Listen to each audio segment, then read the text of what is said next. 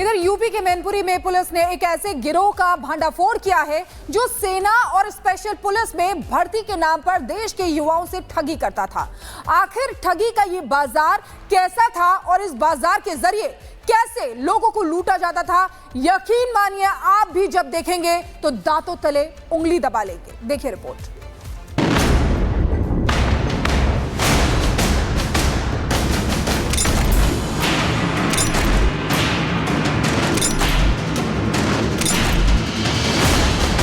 Hundred 10% भारतीय police protection force में जवाब देंगे। जो आजकल आज आप ये वर्दी देख रहे हैं, आप इसमें जॉब करेंगे।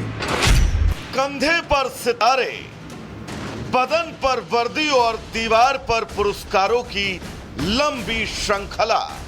तस्वीर देखकर आपको लग रहा होगा कि ये सेना का कोई बड़ा रसूखदार अधिकारी है।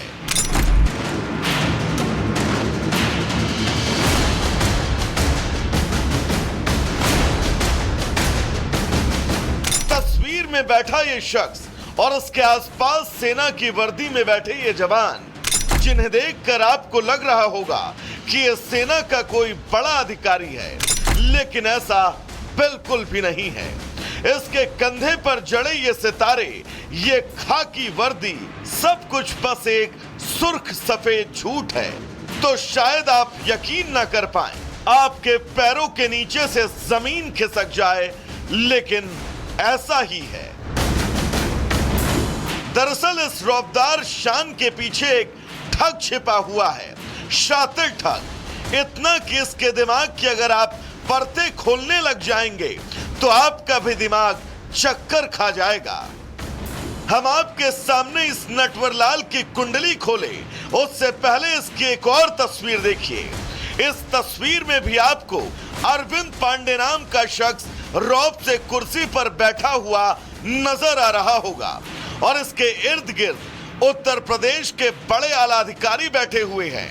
लेकिन इस तस्वीर की सच्चाई दरअसल कुछ और है।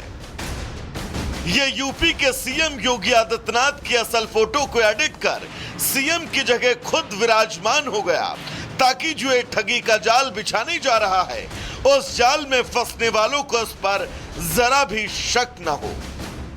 शातिर अरविंद ने सोशल मीडिया के जरिए एक ऐसा जाल बिछाया जिसमें उसने बाकायदा देश भर के युवाओं को सेना, पुलिस, स्पेशल पुलिस में भर्ती दिलाने के नाम पर अपनी पूरी पिच तैयार कर रखी थी।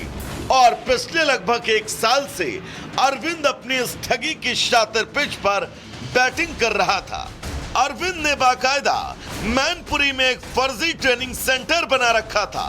22 बीघा जमीन पर वो इस ट्रेनिंग सेंटर को संचालित कर लोगों को अपनी इस ठगी के जाल में फंसाता था।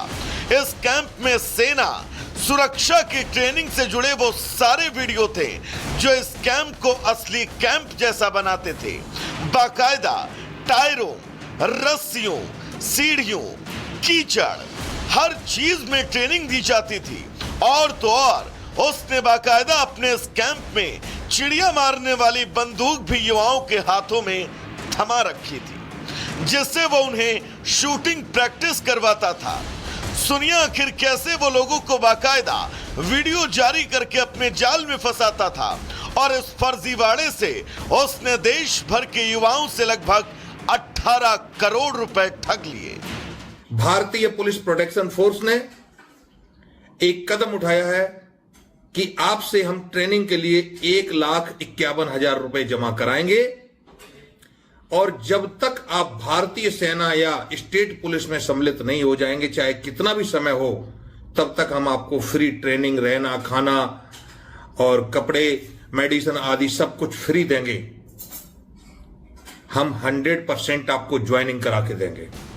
अरविंद के इस काले साम्राज्य का एपिक सेंटर तो जरूर मैनपुरी में था, लेकिन वो देश भर के युवाओं को सेना में स्पेशल सुरक्षा में ट्रेनिंग के नाम पर ठगता रहता था। अरविंद खासकर उत्तर प्रदेश, उत्तराखंड, बिहार, झारखंड, तेलंगाना, पश्चिम बंगाल, असम, मध्य प्रदेश, छत्तीसगढ़, इन राज्यों के युवाओं को निशाने पर लेता था। लेकिन तेलंगाना के रहने वाले अशोक नाम के एक शख्स ने इसकी पोल पट्टी खोल कर रख दी। लेकिन उससे पहले अरविंद लगभग 18 करोड़ रुपए इन युवाओं से हड़प चुका था।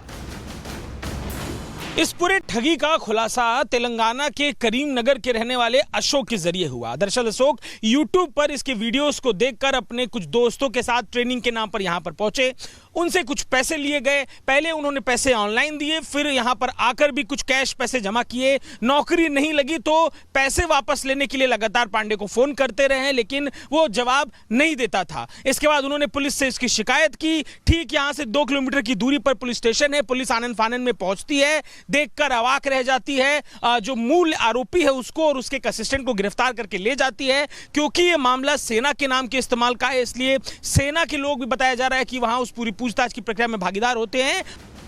पुलिस ने अरविंद की पूरी क्राइम कुंडली जब खोल कर रखी तो सुनने वालों के होश फाख्ता हो गए। अरविंद के एक साथी के साथ उसे गिरफ्तार कर लिया गया और उसके इस ठगी के गैंग में और कितने सक्रिय सदस्य थे, इसकी तलाश जारी है।